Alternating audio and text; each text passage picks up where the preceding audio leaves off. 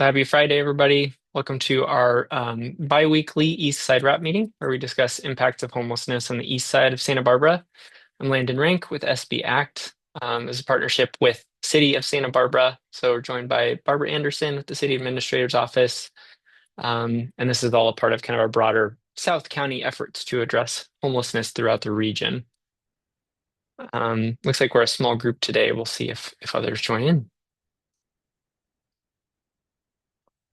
So just nothing too new to report right now. Currently, our upcoming meeting schedule is listed here.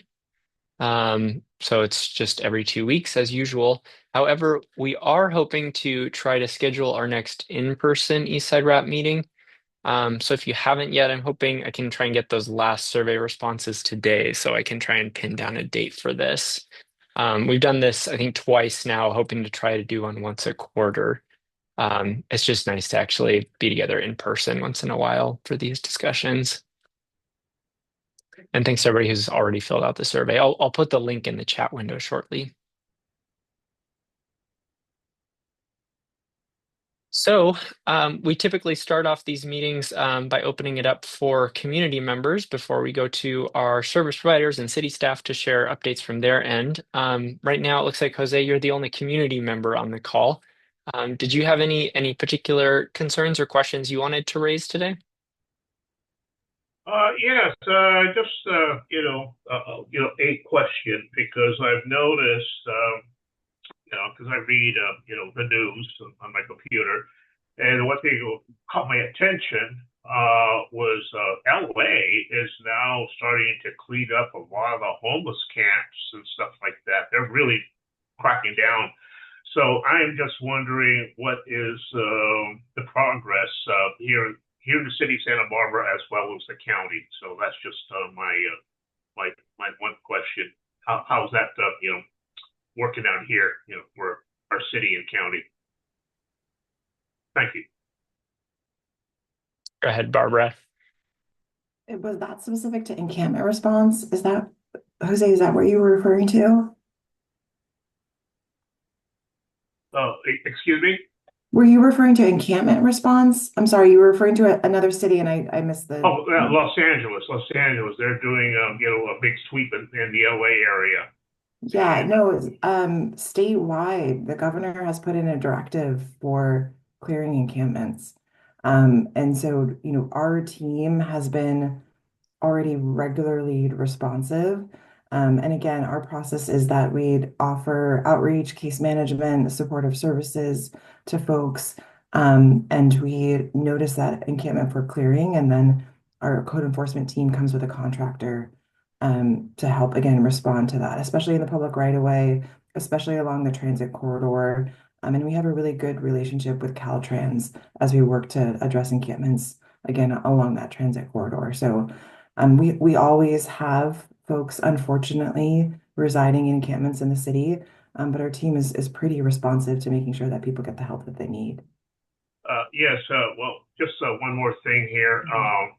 What I have noticed when I'm, walking down State Street, I don't see quite as many homeless people as before. It's very super rare now that I see any panhandlers now. Has the city kind of been, or our law enforcement's been, keeping an eye on that? It's interesting that that's your perspective because I think we hear from other people that it's the opposite. So I no, and it hasn't been enforcement as the mechanism. So I think the Faro Center being open Monday through Friday, 9 to 3, has helped a lot with the daytime hours where folks have some place where they can go and get the support that they need. And we're not able to enforce panhandling. It's a first right amendment, freedom of speech. So there's things again, that we work both with outreach as well as enforcement to be able to address. But I will say enforcement is not the answer when it comes to activities like that. Yes, very quickly, because the one thing, when I was living in Phoenix, Arizona, and I was there for over 8 years, one thing that I found out, somebody told me for anybody, wanted a panhandle, they had to get a city permit. like That would be crisis. ideal. That would So, be so, ideal. so one time I made that suggestion, Yeah. well, back in the day, when I used to write letters to the Sentinel, it's like, well, if Phoenix can do it, why can't the city Santa Barbara do it? If you're going to panhandle, have a permit. Yeah. But they really don't enforce it over there in the city of Phoenix. So, okay. Thank you very much, No, Barbara. thank Appreciate you. that. Okay. I'll add to what you're seeing in Los Angeles is they have a lot of programs specific to working on homelessness right now, including their Inside Safe program. The big thing that's happening in Los Angeles is that they passed Measure H recently. And so through Measure H, there's sales tax that goes specifically to support their homelessness initiatives. So they've got a lot of money streaming to work on homelessness issues right now as well. I'm also just going to add, if you'd like to do some light reading, the city of SB released an updated encampment response protocol last August, and that's on their website too. So if you want to know kind of how the city responds with encampments, that's all listed there. Thank you, Landon, for that link. Mhm. That's super helpful. And I also wanted to mention, we got a comment from Sebastian Aldana about the number of folks that are, found sleeping along the Milpas corridor early in the morning. He heads to work around 6:30. We have the same along State Street, and we're seeing those numbers, have grown in the last few months. So a couple of things. One is, there's the kind of usual shifting of folks between seasons, and we do get an uptick in the summer months just in general. But I think many of us on the city side as well as service provider side are seeing some new folks come through. And we're seeing a number of new folks with really complex high acuity needs. And I will say across the law enforcement team, the fire department team, our code enforcement team, our service provider team, it's really incredibly difficult. They have a need that honestly surpasses what we're able to do on any given day. So it's being able to facilitate, getting them access to resources either through an involuntary hold or the crisis stabilization unit or the sobering unit. And we're doing everything we can to address this, but the uptick is real, it's felt, and we're seeing it in a few areas across the city right now. Thank you. Mhm. Um, Susie, I don't want to put you on the spot, but you're the only other community member on the call today. Do you have anything you wanted to raise? Yeah, a couple of things. Just wanted, Barbara, thank you for sharing that. We have seen an uptick a little bit on Cacique more recently, and they look like new folks. So I think that's true statement. Also, we have seen the parking enforcement doing their rounds and helping us with the quarantina issue with the oversized campers and the illegal dumping and so forth. So we have a mass of supervisors that are uploading to SB Act photos and um, issues because again, we're struggling with those oversized campers and our employees are struggling to find parking because of it. So, but in any case, I do appreciate what everybody's doing. Yeah, thank you, Susie. I think you were on our call last time as well, and Oscar from Path is organizing kind of a collaboration of different outreach providers to go do a big walk together to try and kind of view the area that's most impacted by the vehicular homelessness and try and engage those people there. So I think he's almost narrowed down a date for us. It's a lot of people he's trying to coordinate. We're really zeroing in on, the combination of enforcement and outreach because we do have more resources than we've ever had to address vehicular homelessness. But we have a number of folks that aren't receptive to be enrolled in that program. So we're having regular check-ins with New Beginnings team that's facilitating that outreach. about different ways we can approach the folks that have been, the most resistant, especially as the program reaches, its the end of its first year, going into its second year. We want to make sure that we're enrolling these folks, and honestly, using that combination of enforcement and outreach to build, some incentives for them to say yes. So really targeted. Quarantina and Dwight Murphy are our top two. We are, and I think we've spoken on this call a bit before, we are working towards a Dwight Murphy closure for construction and renovation. That will happen at the end of May. And I will say our city team is really concerned about the number of folks who are going to be relocated from that area and find a spot somewhere else. So we're trying to get ahead of some of that by doing really strategic outreach, getting people enrolled again, because those services can go with them, as well as really understanding the number of folks that we have and where they might head after the Dwight Murphy closure. So we're all kind of bracing ourselves and trying to anticipate as much as possible. And then some parking regulations that Susie have been in consideration for a while. We're trying to use this as a moment of urgency to try to get some of those pushed forward as well. How long is the construction supposed to be? It's 18 months. Oh, It's 18 months. It's geez. going to completely change that neighborhood, not just for unhoused, but for parking in general, especially during the summer months and all the events that we have along Cabrillo. It's really going to reroute a good number of folks, like employees at the zoo. I mean, employees that work at the hotels behind there, as well as some of the residents. So the Parks and Recreation Department is finalizing noticing right now. That will be distributed to all neighboring businesses and residents in the area. We're going to be doing A-frames, to have that message, physically there. And like I said, I'm actually meeting with the New Beginnings team with Julie today to just talk through the details of how we can engage folks that haven't been engaged or receptive to date. So it's all hands on deck for the next month on that. Thank you, Susie. Can you include, Barbara? I don't know if Mm. that means I'm just thinking outside the box too from a transportation perspective if our trucks are going to need to be rerouted or something. So if you can send me Yeah, the info. it's not a road closure. Okay. It's a fencing and cordoning off of the entire park and parking lots.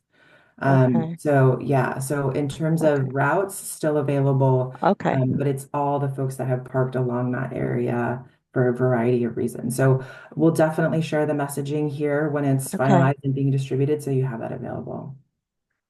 That'd be great. Just in case it creates kind of a awkwardness Absolutely. in traffic going one way versus the other, I can let our drivers know, just giving them a heads up. Well, and I think the whole Lower East Side neighborhood is going to be just shifted in terms of how people find parking and where to go. So that's why we just want to give the heads up as early as possible, and we'll let you know when we have again final dates and press releases out. Okay, thanks. Mhm. Go ahead, Jose. Yeah, one question to Miss Barbara Anderson. Mhm. The housing project, the apartments that is being constructed there on the 100 block of west side of Moose Street. Um, and my understanding when you and I discussed this very briefly at our meeting there at Jack's Bagels, when is that? Yeah, because it's supposed to be for people with mental issues and so forth. When is that going to be completed, and when will these individuals be able to move in? That's just my Yeah, question. that's a Sanctuary Centers development. And I think they have another year left. But I can work to get you a more definitive timeline on that. There's still a crane there, so it's going to be some time, I think. But yeah, it's going to be quite a while. Okay, thank you very much. Yeah. That's just it. Thank you. Barbara, with regard to Sebastian's comment, he had emailed that to us too. Do you want me to respond and CC you with just the link to the YouTube recording or? Yeah, I think that's helpful. And then I work with Sebastian with the Neighborhood Advisory Council, so I'll be able to follow up with him. Okay. Um, And honestly, Landon, I think I said this, on a previous call too. Our shelters are full. Rescue mission is first come, first serve, and it fills up every single night. And PATH is at maximum capacity. So we're in a tough spot. We're in a tough spot. We don't have housing developments that will open. I don't think Quality Inn will open before the end of the year. I think we're looking at next year, and that's 35 units, studio units. So it's gonna take some time. We're in a holding pattern right now, for sure. Okay, I can communicate that. Yeah. All right, let's go around the horn and hear what our different agencies have been working on the last 2 weeks. Can we start with the Path team? Just doing the work every day, out there connecting with people on the streets, supporting people and moving out of interim housing into their own places. We just opened 12 additional beds for folks who are enrolled in CalAIM and coming from our jails or city college students or have a medical need. So we're excited about that. We also just launched our CalAIM short-term post-hospitalization program. So for anybody who's coming out of any type of facility, they can come and have a place to stay with us as well. Super excited today. We actually have a team here from Sage Publications doing a little courtyard beautification project, as well as assembling welcome hygiene kits for folks, and we'll be serving a nice little sit-down restaurant style lunch for our interim housing folks as well. That's all from Path. Liz, the great news about the post hospitalization units. How long are people able to stay? 6 months through that. That's awesome. Mhm.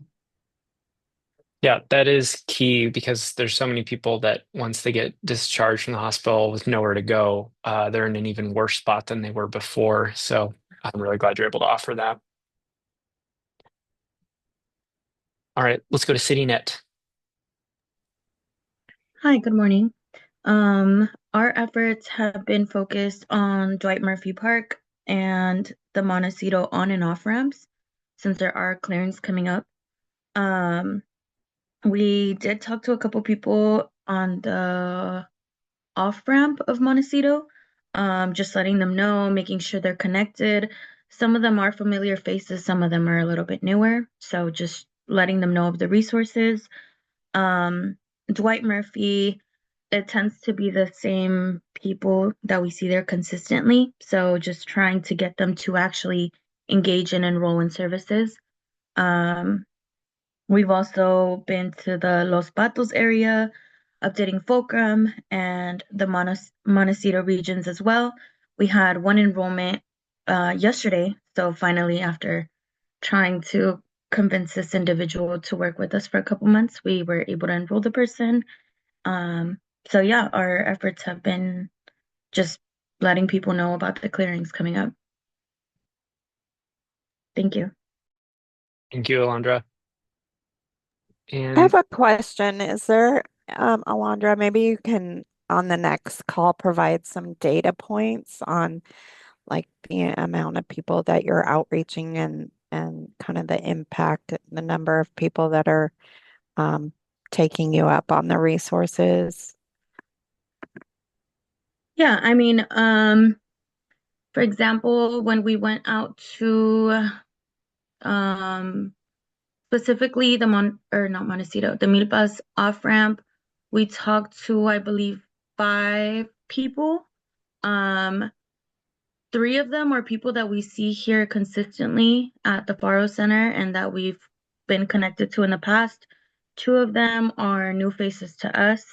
It was first meet, so it is kind of hard to gauge if they are going to follow through with engage, like actively going to pursue like the resources that we are providing. So just establishing rapport. Maybe the next meeting I'll be able to give you a little bit more insight. Yeah, if you could do it by quarter or something, I mean, that would be good data points for me to be able to share with my managers. Yeah, of course. And then let's go to Sergeant Beltran if you're able to talk. Can you hear me? Yes. All right, sorry. You guys were breaking up a little bit here and there during this. Sorry again, I'm at a training.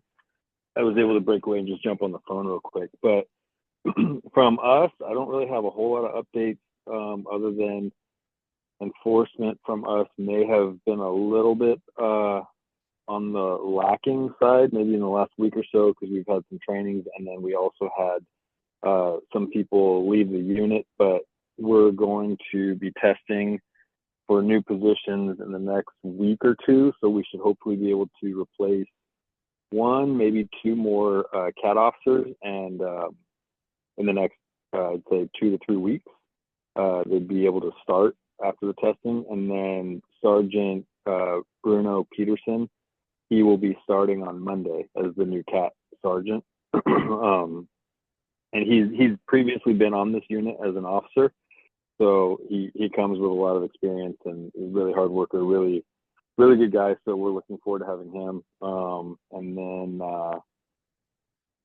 that's about it. We've had our 2 nighttime CAT officers working Wednesday through Saturday, and that's been going really well. It's kind of been helping us because we're normally just a daytime team, but now we had 2 people working at night, which kind of helps us to address some issues later in the day. And other than that, that's been going pretty successful, but I don't really have a whole lot else to offer. I think is kind of the normal business as usual. Thank you. We're looking forward to meeting the new members. Can we go to Liz Smith with the City of Santa Barbara?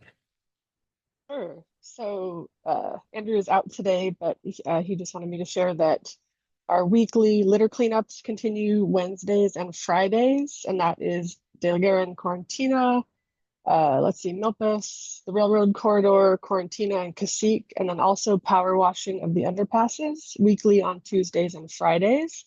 And those staff have reported also seeing a lot of new faces and a lot of encampments these past couple weeks. They've kind of come back in after their field work looking a little kind of shocked by the volume. So we're just really keeping at it, keeping posting and working with our contractor to get stuff cleaned up as quickly as possible.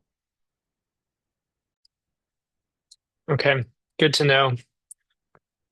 All right, I think all that's left is, I don't know, Barbara or Julie, if you have any other updates, yeah, go ahead. Morning, everybody. Julie Lawrence from City of Santa Barbara. I wanted to address Susie's concern. Susie, my staff is working with Sarah Stark on the Dwight Murphy closure. We have transmitted a map to her detailing what the construction is going to involve, and so that Marburg can pause public container service where appropriate and can adjust routes if necessary. So we wanted to let you know that we're on top of that. Awesome. Thank you. You bet. And Landon, just for me, we're in budget season. We're in budget season. So next Tuesday, the council gets the deep dive on general fund and enterprise fund department budgets. The proposed budget from the city administrator's office includes, a very significant allocation to the local housing trust fund, as well as housing and homeless services. So the recommendation right now is that we can maintain homeless services and programs throughout the city for the next 2 fiscal years, as well as have some options for whatever affordable housing opportunity that may come along. So a flexible fund of $1.5 million, and then a dedicated fund of $1.5 million to the local housing trust fund, which is a little bit more restricted for capital A affordable housing. So that's the recommendation. The council will be in session on Tuesday, again, asking all of the questions And final deliberations are scheduled for June 10th. Thank you, Barbara. Yeah, that's really helpful, and we'll all need to keep eyes on that. Can I just ask too, with the flexible fund, what are the types of uses that could be used for? Right now, it's just housing and homelessness. Yeah. Okay, So but it it's would be a very part broad. of that. Sorry to interrupt. That Yep. it would be a part of that allocation. It's outside of what has been allocated to maintain programs. So it's unallocated million and a half. I think for us, we know at any given time, Habitat for Humanity, people self-help housing, like there's opportunities that come along um, that more flexible funding would be ideal rather than the restricted funding of local housing trust fund. So we wanted to do the combination rather than putting all 3 million into one dedicated fund that could only be used for certain projects and leveraged for state funding. So and there's an opportunity for council at any time to put more into the local housing trust fund if those dollars are unspent for any reason. So any project, any proposal would come to council for approval. But it would be in its own fund within the general fund is the recommendation right now. Excellent. Thanks for the update. Yeah. Mhm. Right. Any other areas of concern or anything to raise while we're all together? If not, just gonna remind everybody again, please do fill out that in-person survey. I really want to try and find time this month for us to meet.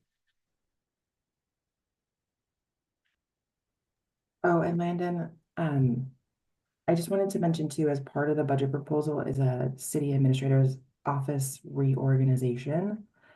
So folks might have heard this already, but just to clarify, nothing's changing. There's not any new positions besides a proposed new deputy city administrator, but it's elevating the top issues of our city to the city administrator's office. So that includes housing and homeless services.